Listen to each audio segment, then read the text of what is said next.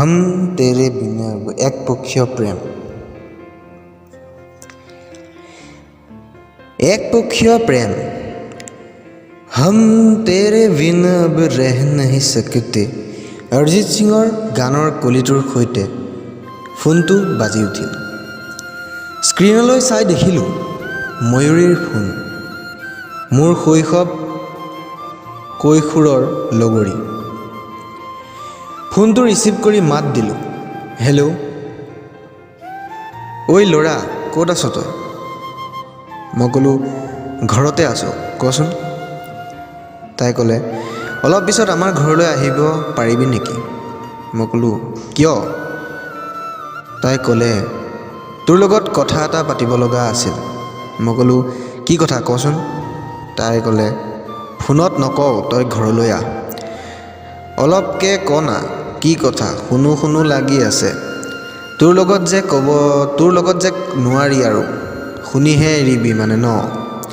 শুন, মোক চাবলৈ ল'ৰা এটা অহাৰ কথা আছে। মায়ে ফোন কৰিবলৈ ক'লে, অভিক মাতি দিবিচোন, তাৰ লগত কথাটো পাতিব লাগিব। তোৰ লগত মা পাপাই কথা পাতিব বোলে, আহিবি আকৌ দেই।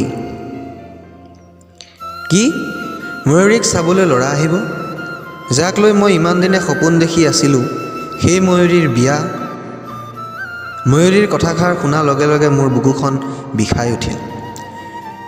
ক'ৰবাত যেন কিবা এটাই খুচি বিন্ধি ধৰিছে, ডিঙিটো যেন কিহবাই খোপা মাৰি ধৰিছে। কি হ'ল, একো নকলি যে? মই বহুত দেৰি নমতা দেখি ময়ূৰীয়ে কৈ উঠিল, নাই একো নাই, ক।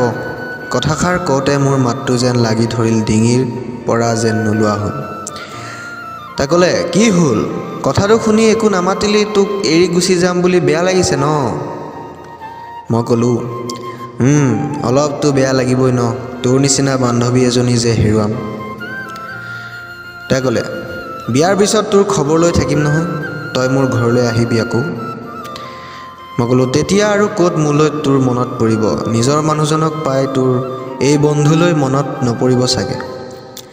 পাহৰি যাবি, তোৰো যে এটা বন্ধু আছিল, যাৰ লগতে সৰুৰ পৰা একেলগে হাঁহি ধেমালি কৰি ডাঙৰ হৈছিলি। তাই ক'লে, এইবোৰ কথা কৈ মনটো বেয়া লগাই নিদিবি দেই, বিয়া চিয়া নহ'ম কিন্তু, ময়ূৰীয়ে অভিমানৰ সুৰত কৈ উঠিল। মই ক'লোঁ, হ'ব নকওঁ দে, তই মাত্ৰ সুখী হ।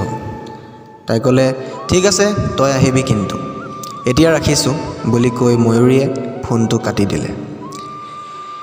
ময়ূৰী আৰু মই একেখন গাঁৱৰে, সৰুৰে পৰা দুইটা একেলগে ডাঙৰ হৈছোঁ, একেলগে খেলিছোঁ, একেলগে স্কুল গৈছোঁ, মানে শৈশৱ কৈশোৰ একেলগে পাৰ কৰিছোঁ। ময়ূৰী ছোৱালীজনী খুবেই সহজ সৰল আৰু মৰমীয়াল। তাইৰ বন্ধু হিচাপে মোক খুবেই ভাল পায়, সকলো কথাই কয়। কোনোবা ল'ৰাই যদি তাইক প্ৰেমৰ প্ৰস্তাৱ দিয়ে, সেইটোও কয়। মই যদি কওঁ, কিনো ডাঙৰ কথা হ'ল, ধুনীয়া দেখি তোৰ প্ৰেমত পৰিছে, তই হ'ব বুলি কৈ দিবি, তেতিয়া তাই কয়, নালাগে নকওঁ, মোক আকৌ তোৰ নিচিনা বুজি পোৱা, ভাল পোৱা দন্দুৰা এটাহে লাগে। কথাষাৰ তাই ধেমালি কৰি কয়, যদিও মই ভাবোঁ কথাষাৰ সঁচা হোৱা হ'লে। আজি সেইজনী ময়ূৰীয়ে মোলৈ ফোন কৰিছে তাইৰ বিয়াৰ কথা আলোচনা কৰিবলৈ। ময়ূৰী আৰু মই যদি ভাল বন্ধু, কিন্তু মই অনুভৱ কৰোঁ ময়ূৰীৰ প্ৰতি যেন মোৰ বুকুত কিবা এটা অকণ হ'লেও আছে।